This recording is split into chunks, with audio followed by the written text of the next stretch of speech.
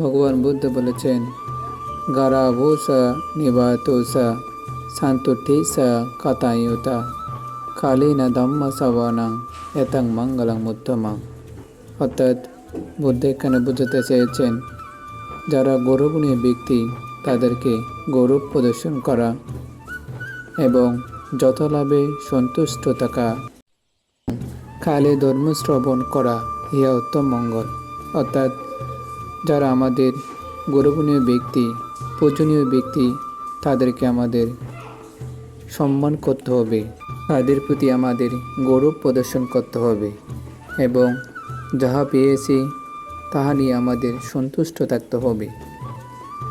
যথাসময়ে আমাদের ধর্ম শ্রবণ এবং ধর্ম আলোচনা করতে হবে, তবে আমাদের সকলের মঙ্গল সাধিত হবে। তাই আপনারা এসব বিষয় পালন করার জন্য চেষ্টা করবেন। ধন্যবাদ।